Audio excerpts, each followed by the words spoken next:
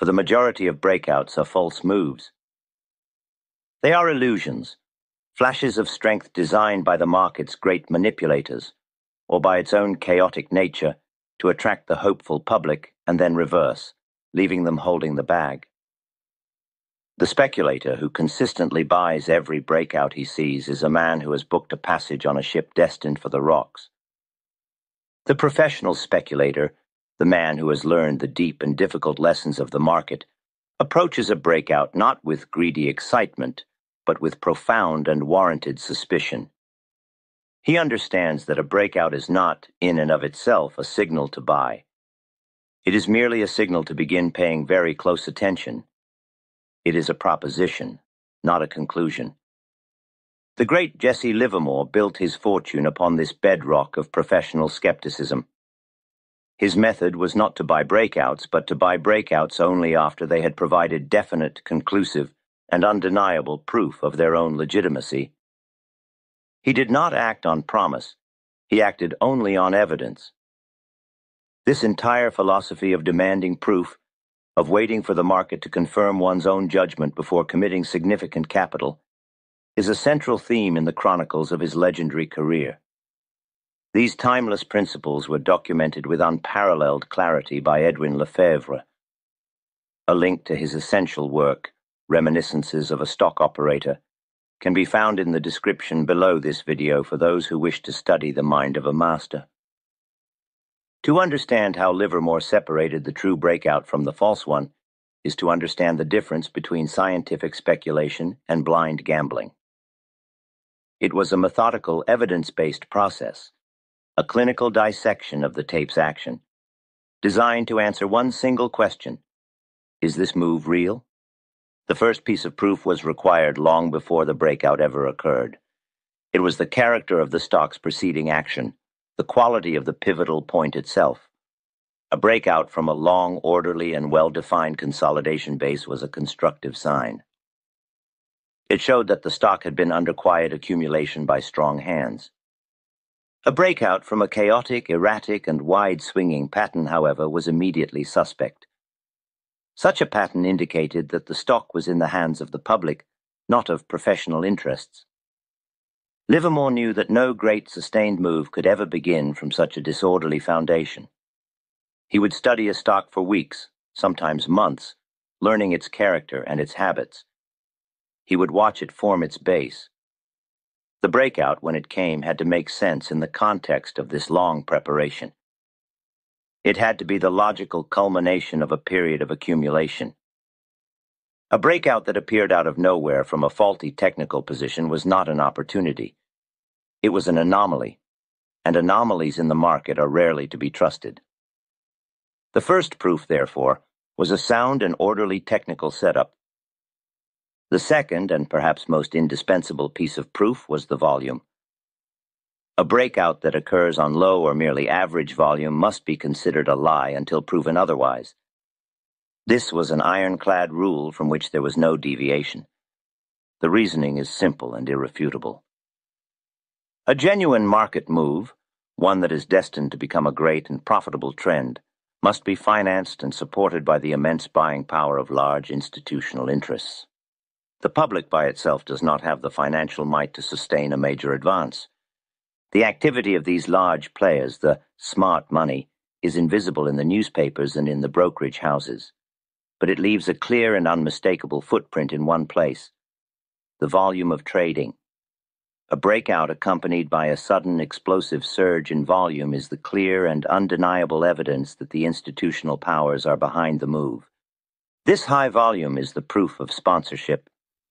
It is the market's own testimony that the buying is powerful, aggressive, and coming from the sources that have the capital to see the move through. It is the sound of the starting gun for the real race. A breakout on thin volume, by contrast, is a whisper in a storm. It signifies that the buying is coming from the public, from the small, weak-handed speculators who are easily shaken out. It is often a deliberately engineered trap, a false move designed by insiders who are quietly distributing their stock into the public's manufactured excitement. Without the definite, conclusive proof of explosive volume, all other bullish signals were to be disregarded. It was the single most important piece of evidence in the entire case. To buy a breakout without this proof was to bet on a ghost. The third piece of proof was required immediately after the breakout occurred. It was the character of the follow-through. A genuine breakout, born of real buying power, does not hesitate. It does not look back. It moves with vigor and immediacy. Livermore's entire method of probing a position was designed to test for this immediate confirmation. After buying his initial small lot of stock at the pivotal point, he demanded that the market show him a profit almost at once. This was his first validation. The stock had to continue advancing for the next several days, pulling away from the breakout point with a sense of energy and purpose. It had to act right. It had to show by its own action that the path of least resistance was now decisively upward. If a stock broke its pivotal point and then, on the following day, it became sluggish, made no progress, or, worse, fell back below the breakout level, it was a profound danger signal. This was a false move. The breakout was a failure. The proof was negative. In such a case, the disciplined speculator does not wait. He does not hope. He does not give the stock a second chance to prove itself. He accepts the immediate verdict of the tape and sells his position at once, taking a small, manageable loss. The market has proven his initial judgment wrong, and he does not argue with the judge. To buy a breakout and hold on through a period of weakness, hoping it will recover, is to substitute the emotion of hope for the evidence of the tape. The professional demands immediate proof in the form of a profit. Without that proof, he withdraws from the field. The fourth piece of proof comes during the stock's first correction after the initial breakout thrust. No stock moves up in a straight line. It will advance, and then it will have a minor pullback to consolidate its gains. The character of this first pullback is a critical piece of evidence. In a genuinely strong trend, this first correction must be orderly, and above all, it must occur on significantly diminished volume. A pullback on light volume is the proof that the selling is not aggressive. It indicates that the institutional players are holding their positions, and the selling is merely the profit-taking of nervous, small-time traders. This is a sign of a stock that is in strong hands. The supply of stock for sale is small, and it is easily absorbed. After this brief and quiet pullback, the stock should then resume its advance, with volume once again picking up as the price moves higher. Conversely, a stock that has a deep, sharp pullback on heavy volume after a breakout is providing proof of its own weakness. This indicates that the initial buying was not sustained, and that heavy institutional selling is now coming into the market. The trend's legitimacy is now in serious doubt. The fifth piece of corroborating evidence must come from the stock's peers. A true market trend is rarely a solo performance by a single stock. It is a group phenomenon. The speculator must demand proof of this group action before he can have full confidence in his position. If a leading steel stock breaks out, the disciplined speculator will immediately turn his gaze to the other major stocks in the steel group. They do not all have to break out on the same day, but they must show signs of similar strength. They must confirm their leader's move. They should begin to move toward their own pivotal points. Their volume should increase. They should exhibit a sympathetic strength. This is the proof that a fundamental and powerful force is at work, lifting the entire industrial sector. If the leader breaks out and its sister stocks remain dormant, lifeless, and heavy, the breakout in the leader is immediately suspect. It is like a general charging forward while his army refuses to follow. Such an advance cannot be sustained.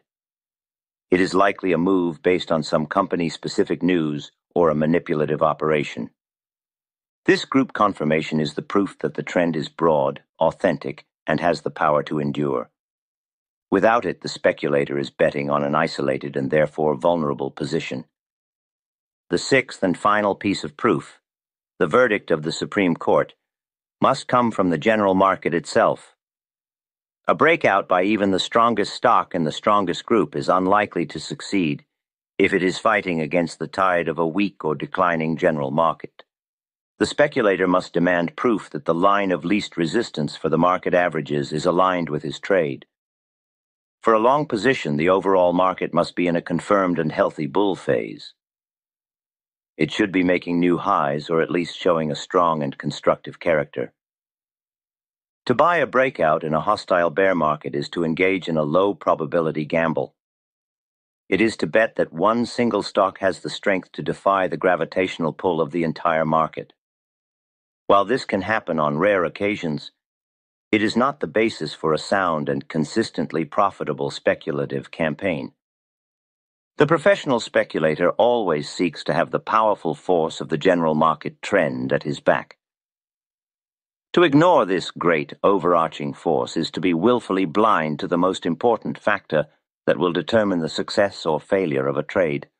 This leads us to the great sin of the impatient amateur, the sin of anticipation. He sees a stock consolidating near its high and becomes tired of waiting. He convinces himself that a breakout is inevitable, and so he buys the stock before the breakout occurs, hoping to get a cheaper price. Livermore knew this to be a cardinal and costly error. The speculator is not paid to be a fortune teller. He is not paid to anticipate. He is paid to be right. And he cannot know that he is right until the market itself provides the proof. By buying inside the trading range, the trader is acting on hope, not evidence. He may save himself a point or two on the price if he is right, but he exposes himself to a significant loss if his anticipation is wrong and the stock breaks down instead of up. The professional speculator is willing to pay that extra point after the breakout, for that point is the price he pays for insurance. It is the price of confirmation. It is the price of waiting for the market to show its own hand. The amateur buys on hope. The professional buys on proof. This is a fundamental and non-negotiable distinction. The very method by which Livermore traded was, in itself, a system for demanding proof. He never, under any circumstances, committed his full line of capital at the moment of the initial breakout. To do so would be to make an enormous bet on a single piece of evidence. Instead, his first action at the pivotal point was to send out a scout, a small exploratory position. This was his probe. This probe was not a trade in the conventional sense. It was a question he was asking the market. The question was simple. Is this move genuine? The market's answer had to be equally simple and immediate. The proof, he demanded, was a profit. If the probe position immediately went against him, the market's answer was no. He would then close the position and his investigation was over. Only after the market had answered yes, in the form of a quick and decisive profit on his probe, would he consider committing more capital. Each subsequent addition to his line, each step of his pyramid, was entirely dependent on the market providing further proof in the form of a continued rising price. He was not buying a breakout. He was reinforcing a proven success. His method was designed to ensure that he only had his largest positions on when he was most right, and that he was only ever risking a small amount of capital on the initial unproven breakout itself. In the final analysis, the speculator must see himself not as a participant in a game of chance, but as a judge presiding over a case. The breakout of a stock is merely the opening argument by the prosecution. It is a claim, an assertion, a piece of initial testimony. The wise judge does not deliver a verdict based on the opening argument alone. He sits back and patiently demands to see all the corroborating evidence. He listens to the testimony of the volume. He observes the character of the follow-through and the nature of the first cross-examination, the first pullback. He looks for the testimony of corroborating witnesses, the sister stocks in the group. And finally, he considers the overall legal precedent, the state of the general market.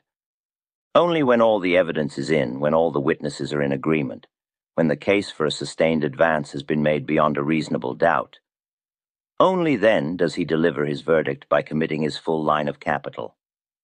To buy a breakout without this rigorous, disciplined, and evidence-based process of demanding proof is the fastest and most certain path to speculative ruin. It is the mark of the amateur, the impatient gambler who is destined to feed his capital to the cool, patient, and methodical professional.